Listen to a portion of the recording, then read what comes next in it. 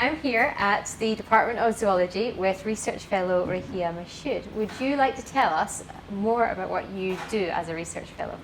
Right now, what I'm doing is I'm collaborating with Becky Kilmer in zoology, who has been for several years studying these things called burying beetles. And burying beetles are like a very weird, grotesque, and kind of cool insect in that they're highly social, they are highly parental, they show this very rich social life.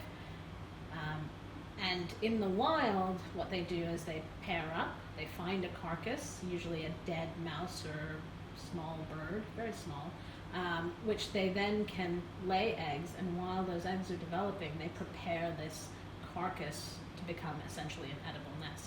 And so they rip out all of the fur, they take the guts out of the mouse, smear that all over, they release a bunch of antibiotics and exudates. I know, it sounds It's kind of gross. but also kind of cool. And then once the larvae hatch, they essentially come to the carcass, they feed off the carcass, parents sort of care and feed until they're developed. Cool. So do you have some examples that you can show us? Yes, I do. I just so happen to have a beetle here. So here is an adult beetle. That is on its back. And what is it doing in that box right now as an adult? This is an adult beetle who has just been fed today and is going to be bred on Monday. And so this particular beetle has received full levels of care across about 30 generations.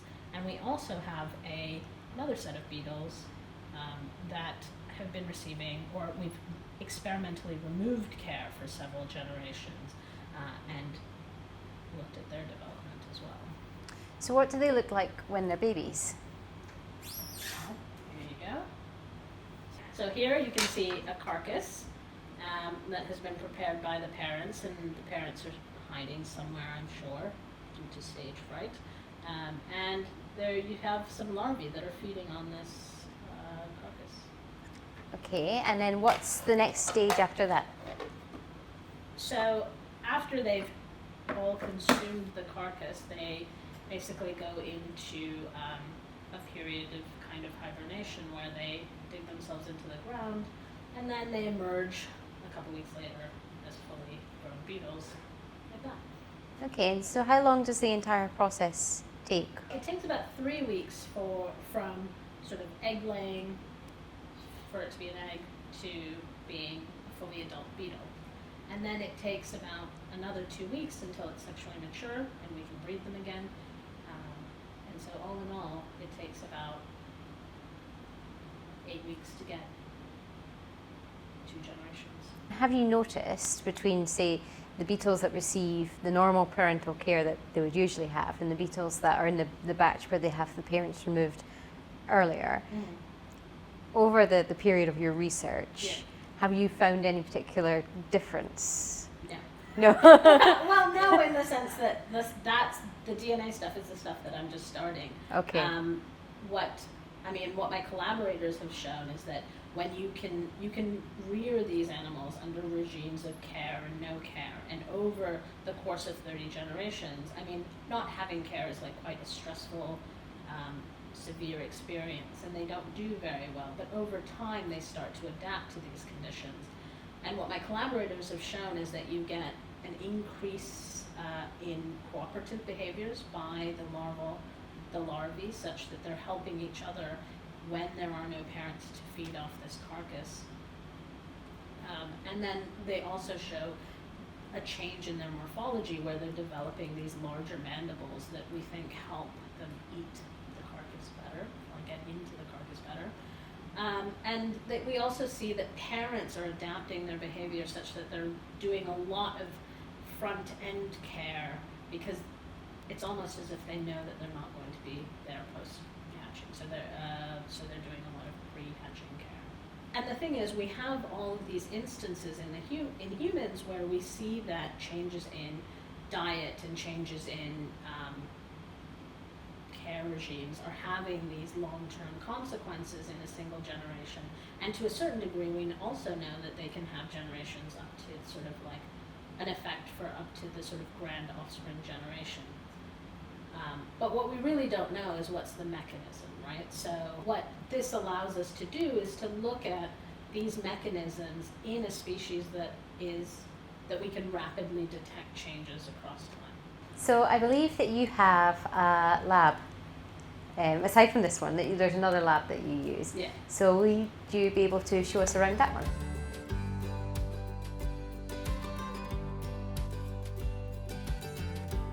So this is my wet lab space. This is where once I've taken all my beetle samples, I can come in and start to extract DNA and RNA. So DNA is deoxyribonucleic acid. It's the sort of basic element of our cells, and RNA is the products of our genes, so ribonucleic acid. And what do you do with some of the things that you have out here? What I can do is I can say that I'm interested in measuring gene expression amongst my no care and full care larvae. What I can do is I can extract their DNA and I can start to process them. So this is where we add a lot of enzymes and add a lot of tags that then allow them to be sequenceable. So we can basically tag every single molecule of RNA or gene that's expressed between these two beetles and sequence them and tell where those differences are coming from. Can you explain, and I understand that this might be a difficult question to explain simply, but what is gene expression? What do you mean by that? Well, so in our cells, we normally have DNA, and so everyone knows about the genes that we've inherited. But really, the product of our DNA, or the things that make up our cells and our phenotype, are the products of genes. So genes need to be basically transcribed into RNA, which then become protein, and this is what ends up making up our cells, our organs, and our phenotype. And so what we're really interested in is how genes become differentially expressed in response to different environments. And so this is why we're interested in sequencing RNA across different types of beetles. And how often are you making these samples?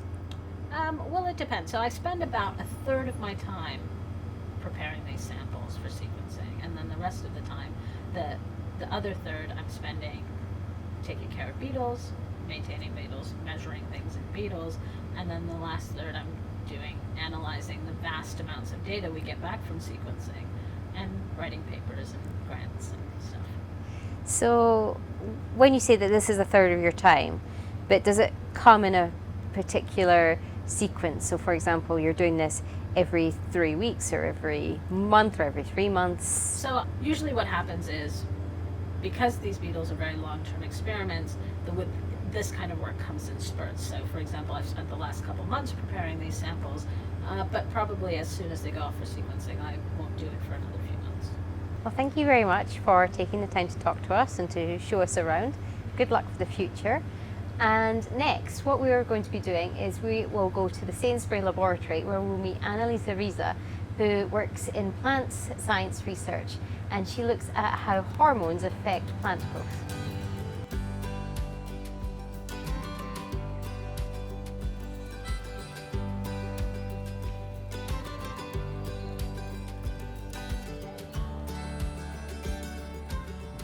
Welcome to the Sainsbury Laboratory. I am here with Annalisa Rizza, who is a research fellow.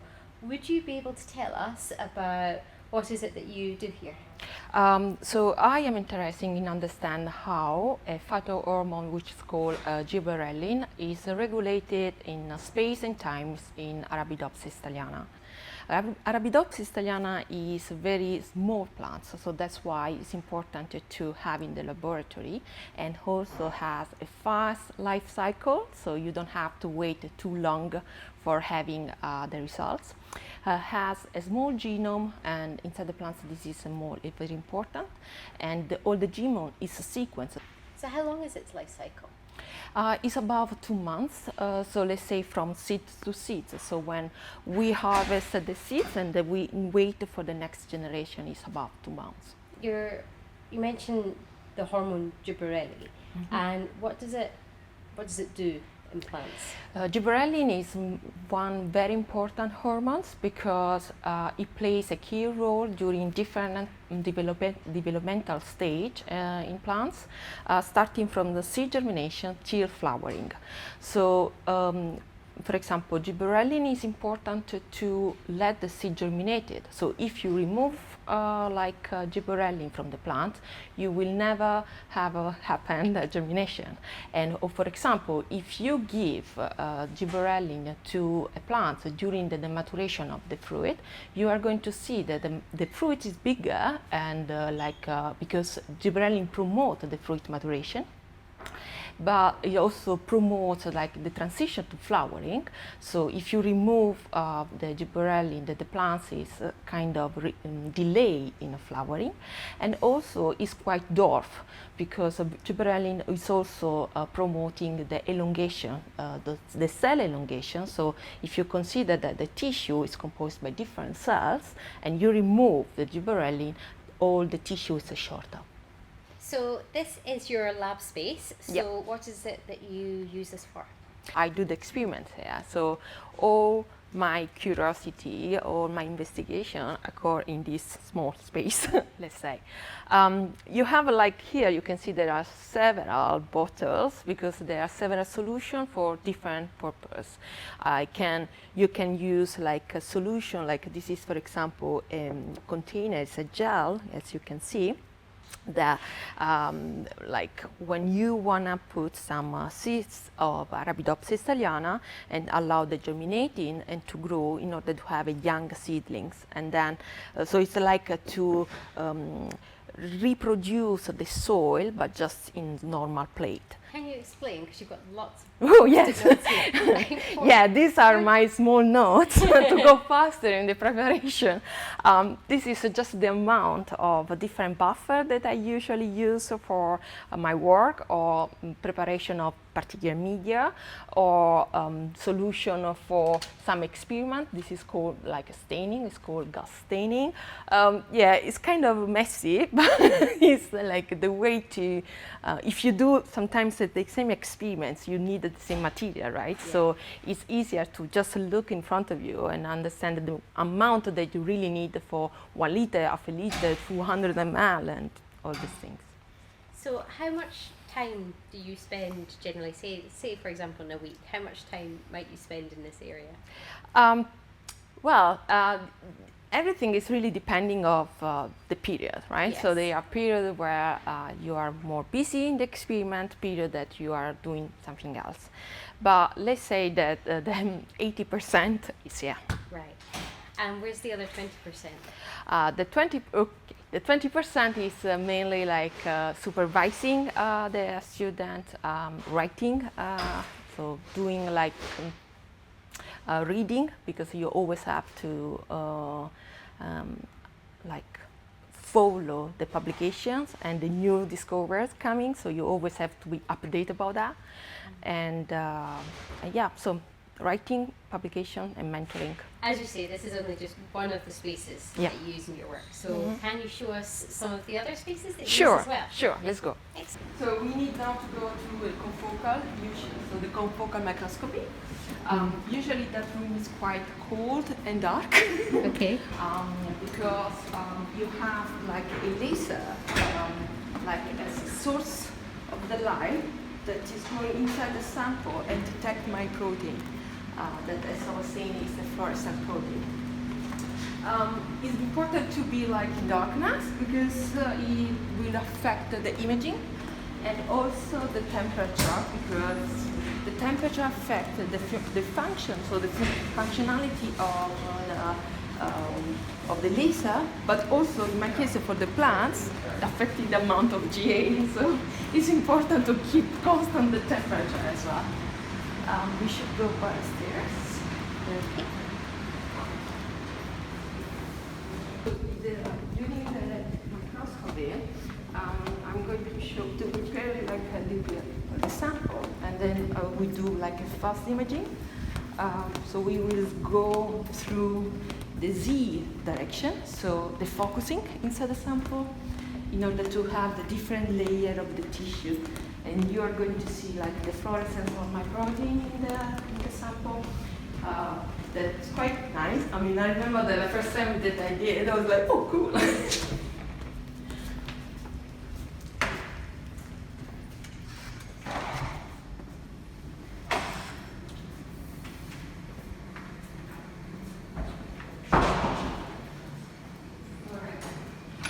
Very kind that they already opened it.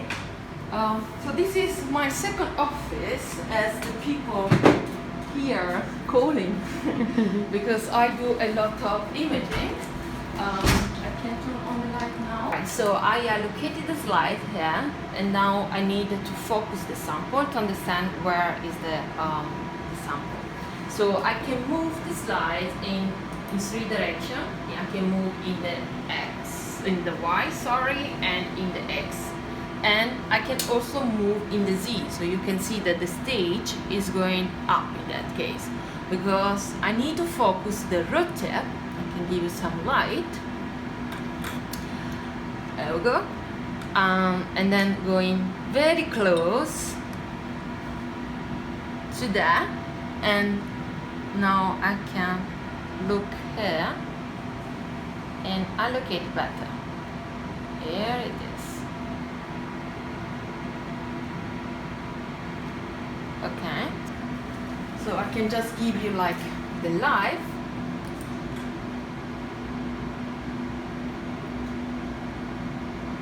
This is Arabidopsis root, and the dots that you see, these are nuclei expressing my protein. And you can see that your eyes are going just to see the image in 2 dimensions, in the Y and in the X. But with this machine and with these 2, we can adding a third measure that is like the Z. So giving like the projection inside and outside the sample. So you can see that more go down and more going up. I'm focusing different nuclei because I am going inside the tissue, and different layers of the tissue cannot be at the same focusing, right? Because they are different layers and in different depths. Okay, so then when I'm ready, I turn off the light and then we can image again. Alright, so here we go.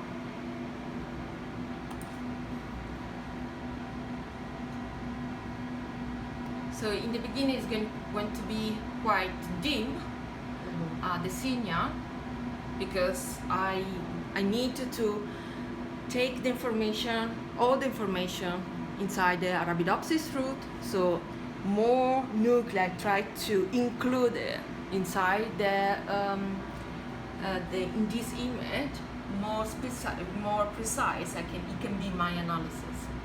So now we go to the place where usually I analyze the data, because once you image microscopy, that's very good, very interesting, has to be nice image, but only the image is like half of your work, because then you have to interpret your working and your image, the meaning of that image.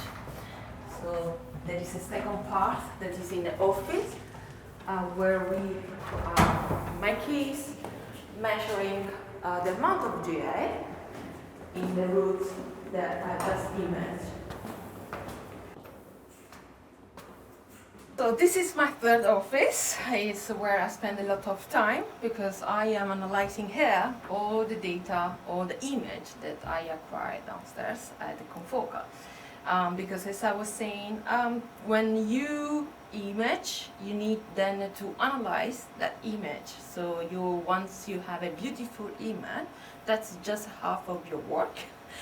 because then you need to understand like what's the interpretation of that image.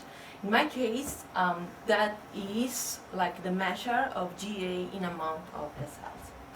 So this is like the root, and as I was saying before, these dots are the nuclei expressing my protein. So now I'm going to process this image and try to identify this nuclei as an object and color that object based on the amount of GA that is inside.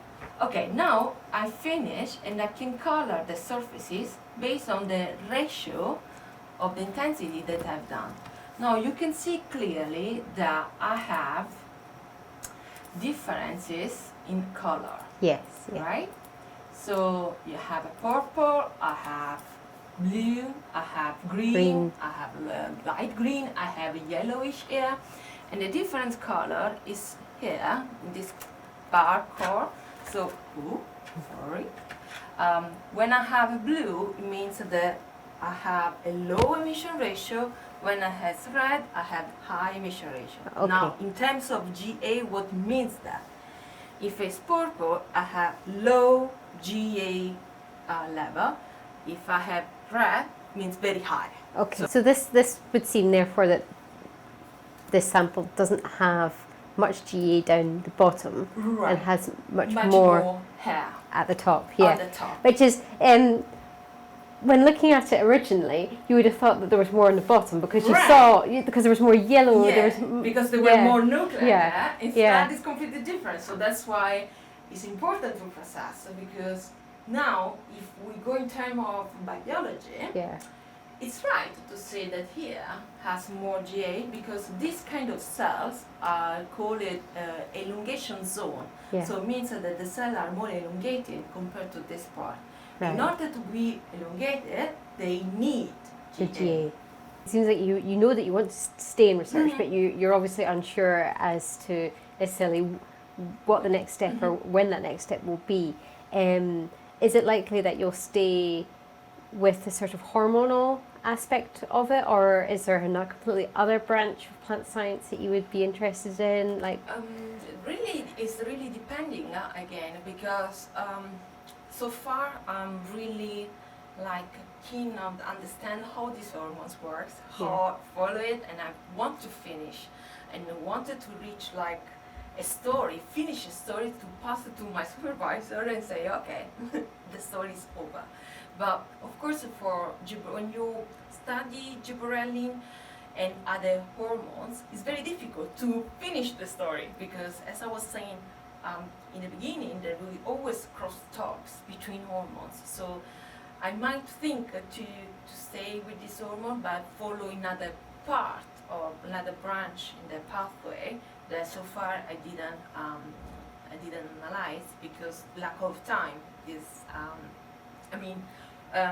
Unfortunately, the nature is much more bigger than our brain, and we need a lot of time to discover the things.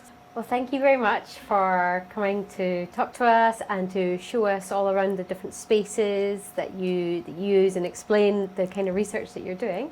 And we wish you luck for the future. We hope you enjoyed the second episode of Inside Cambridge. If you would like to provide any suggestions about what you would like to see in the future, if you have any comments, then please just add those below. And if you would like to see more content from the University